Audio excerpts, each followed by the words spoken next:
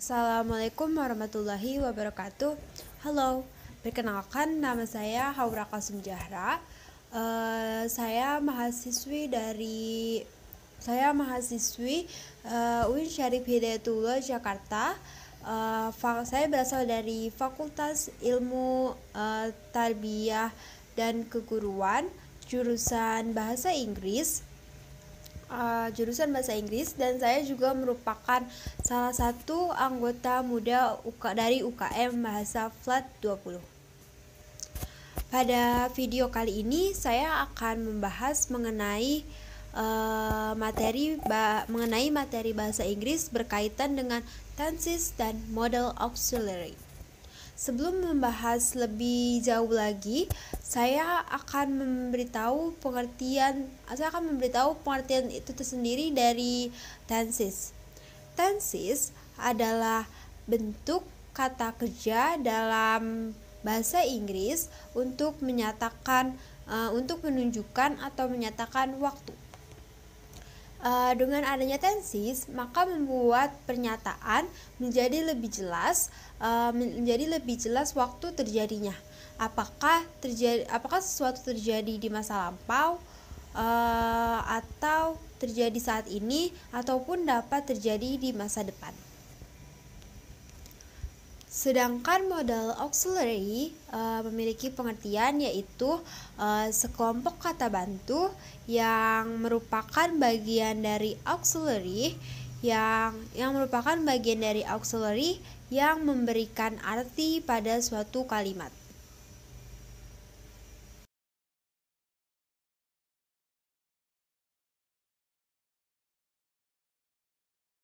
Materi tenses yang pertama yaitu ada simple present tenses. Tenses ini berfungsi untuk menyatakan suatu kebiasaan habitual atau dapat juga untuk menyatakan fakta umum general statement, dapat juga untuk menyatakan kejadian yang terjadi pada saat ini.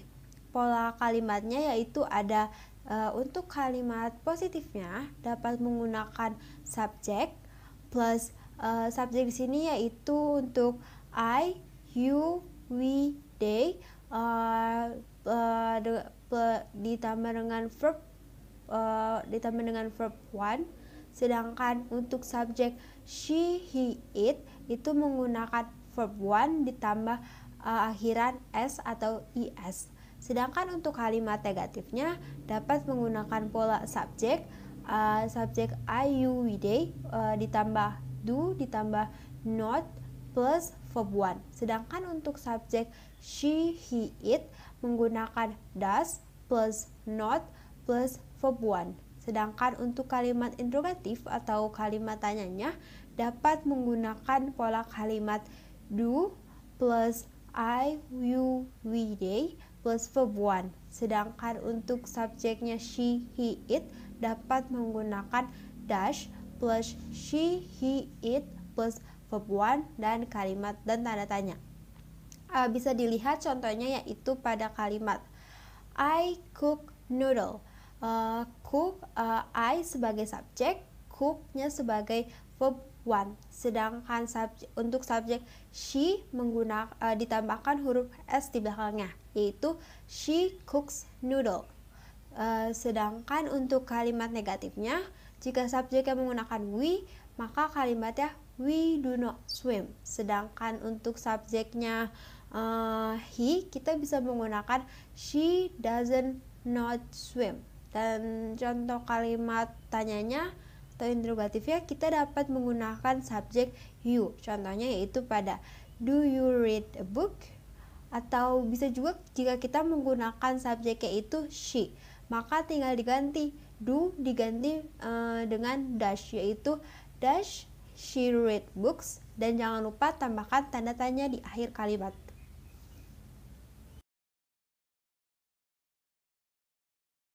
Materi yang kedua yaitu present progressive tenses. Tenses ini digunakan untuk mendeskripsikan sesuatu yang terjadi pada saat ini. Dapat juga untuk sesuatu yang bersifat sementara. Adapun pola kalimatnya yaitu untuk kalimat positif dapat menggunakan subjek plus am, is, are plus verb ing. Sedangkan untuk kalimat negatifnya dapat menggunakan subjek plus to be-nya yaitu am, is, are plus not plus verb ing. Sedangkan untuk kalimat interrogatifnya dapat diawali dengan to be yaitu am, is, are plus subjek plus verb ing. Contoh kalimatnya yaitu ada untuk kalimat positif yaitu ada she is reading a novel. Berarti dalam kalimat ini menyatakan bahwa dia saat ini sedang membaca novel. Sedangkan untuk kalimat negatifnya dapat menggunakan adapun contoh kalimatnya yaitu they are not eating rice. Dia tidak makan nasi. Perhatikan subjek dengan to be-nya. Kalau subjeknya singular dapat menggunakan to be is, sedangkan untuk plural dapat menggunakan are, sedangkan am digunakan untuk subjek I. Lalu untuk kalimat tanya kita dapat menggunakan contohnya itu seperti ini. Are you bringing a pencil? Seperti itu. Dan jangan lupa tambahkan question mark atau tanda tanya di akhir kalimat.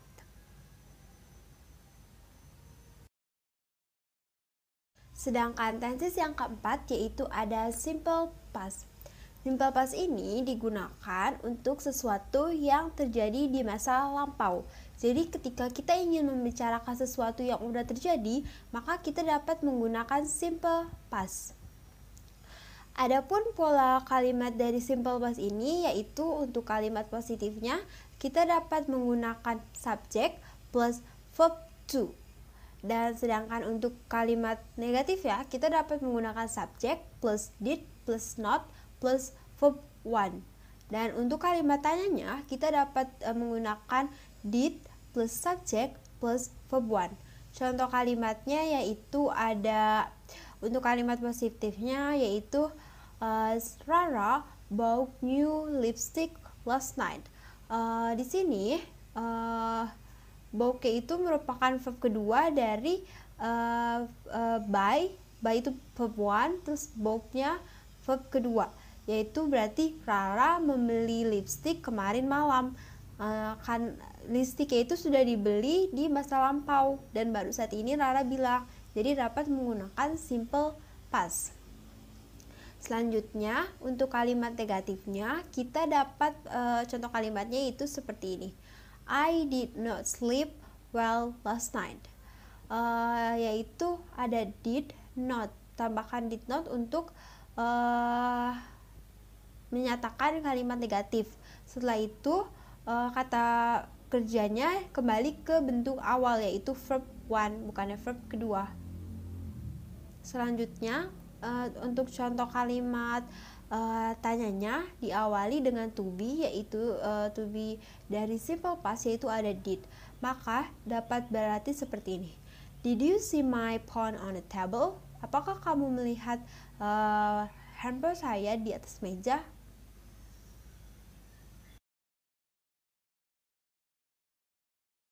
Tenses yang selanjutnya yaitu ada past progressive tenses. Tenses ini juga menyatakan tenses yang berfungsi untuk menyatakan sesuatu yang sudah terjadi di masa lampau. Tenses ini biasanya untuk membicarakan kegiatan yang sedang berlangsung pada momen tertentu di masa lalu. Adapun pola kalimatnya yaitu untuk kalimat positif dapat menggunakan subjek was atau were plus verb ing. Sedangkan untuk negatifnya dapat menggunakan subjek was atau were plus not plus verb ing. Dan untuk kalimat tanyanya dapat diawali oleh was atau were plus subjek plus verb ing. Perbedaan penggunaan was dan were ini terletak di subjek. Jika subjeknya itu singular, maka dapat menggunakan was, sedangkan untuk subjek yang bersifat plural dapat menggunakan were. Contoh kalimatnya bisa kita lihat yaitu pada kalimat I was sleeping all night long. Saya sudah tertidur sepanjang malam. Tadi kan dikatakan bahwa past progressive merupakan untuk menceritakan kegiatan yang berlangsung pada momen tertentu, yaitu momen tertentunya itu pada all night long. Terus juga selanjutnya ada Fitri was not cooking dinner when I arrived. Jadi Fitri ini belum masak ketika saya sampai di rumah. Fitri was not cooking dinner when I arrived at home. Untuk sesuatu yang berlangsung pada waktu tertentu, yaitu ketika saya sampai di rumah. Lalu untuk kalimat tanyanya kita dapat menggunakan were they traveling in Kenya?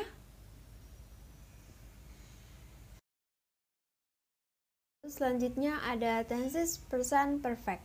Tenses ini merupakan tenses yang digunakan atau berfungsi untuk sesuatu yang sudah dilakukan di masa lalu, namun hasilnya masih bisa kita rasakan hingga saat ini atau pada masa saat ini. Adapun pola kalimatnya yaitu subject plus have plus verb ketiga.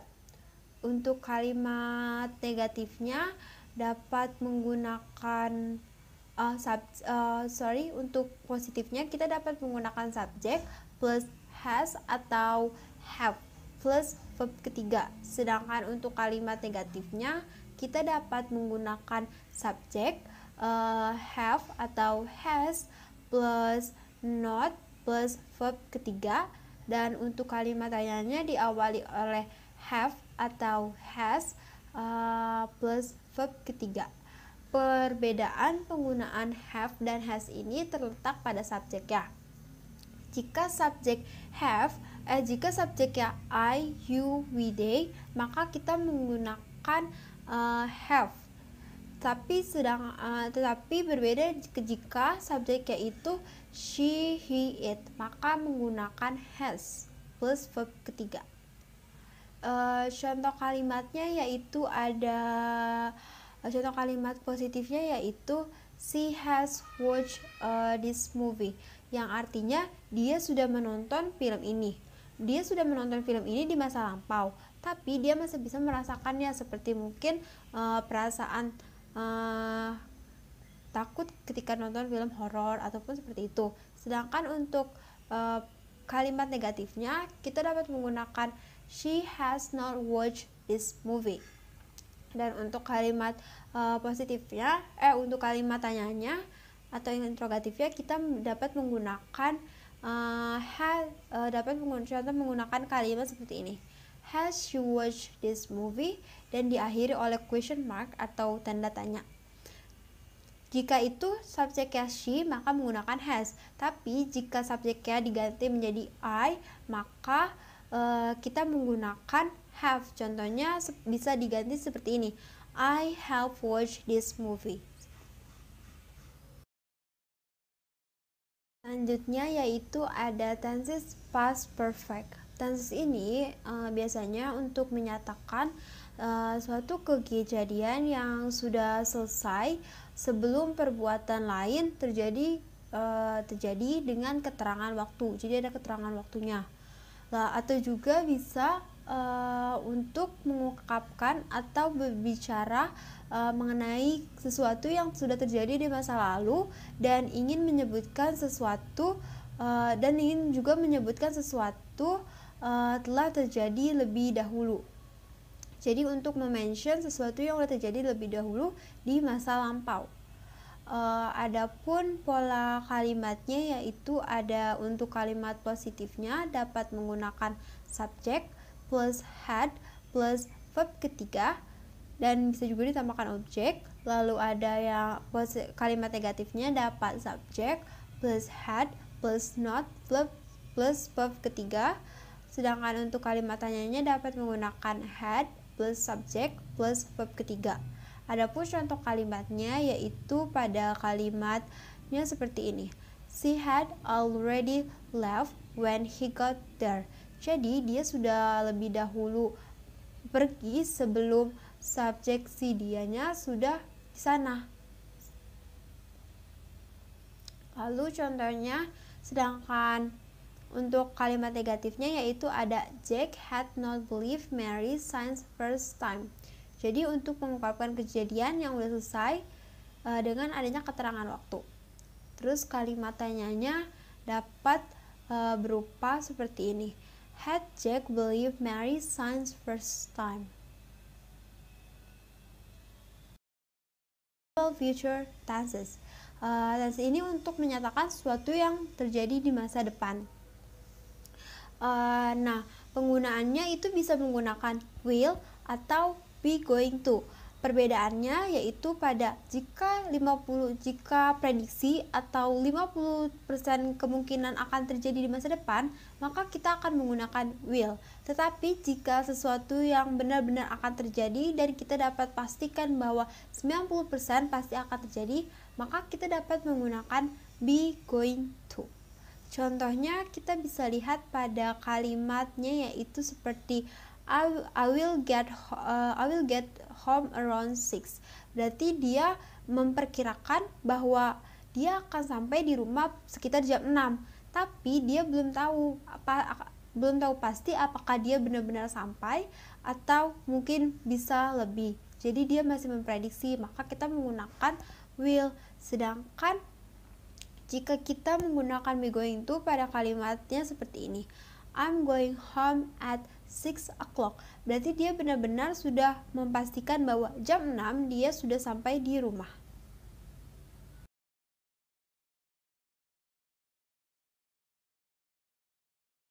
Materi selanjutnya yaitu ada modal auxiliary. Modal auxiliary ini merupakan kata kerja bantu pada auxiliary. Contohnya yaitu pada modal auxiliary yang pertama yaitu ada will. Will digunakan untuk berbicara tentang kemauan, dapat juga untuk permintaan yang bersifat semi formal atau ajakan. Kita bisa lihat contohnya yaitu pada kalimat seperti ini.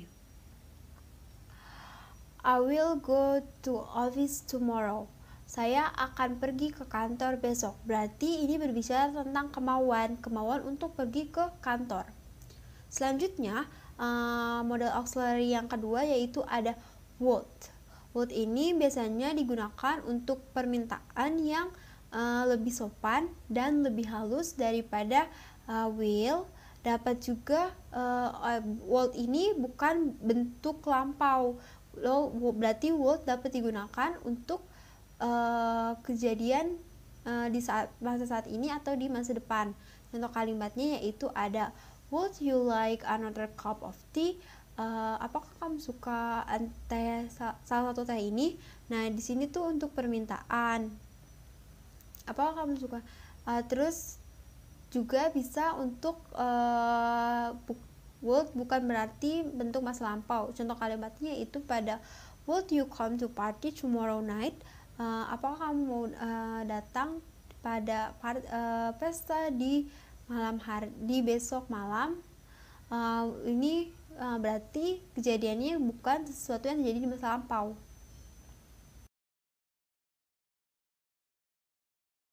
Lalu selanjutnya ada can. Can berbicara tentang kemampuan, dapat juga untuk membuat permohonan izin.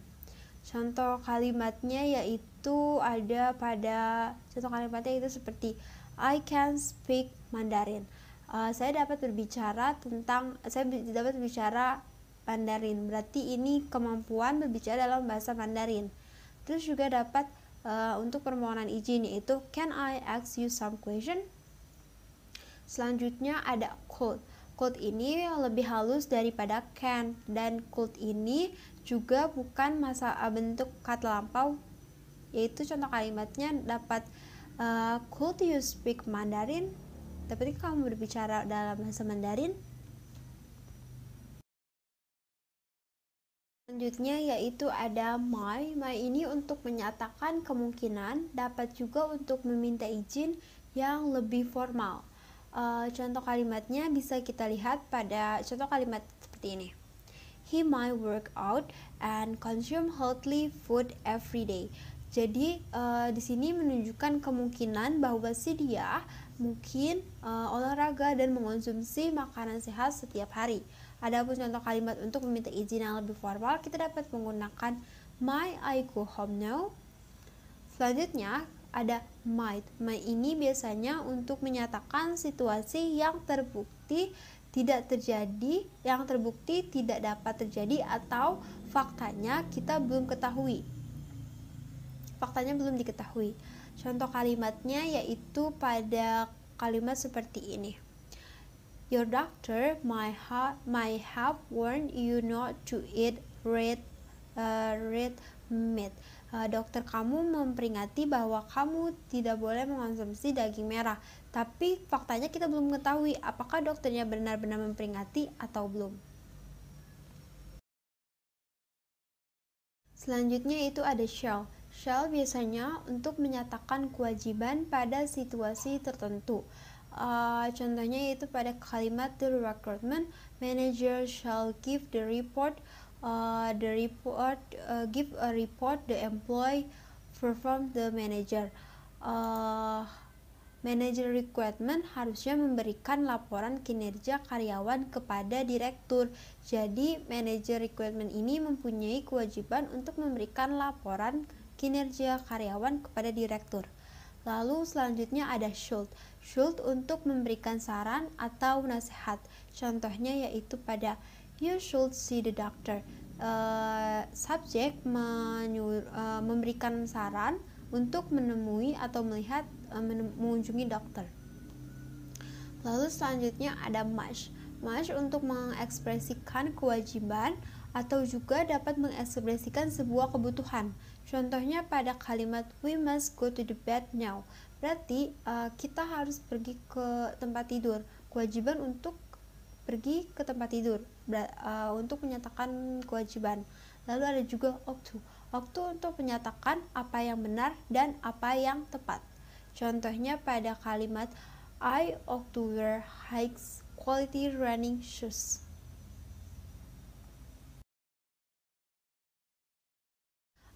Baiklah, cukup sekian materi dari saya. Apabila ada kesalahan kata mohon dimaafkan dan semoga bermanfaat. Wabillahi taufiq wal hidayah. Wassalamualaikum warahmatullahi wabarakatuh.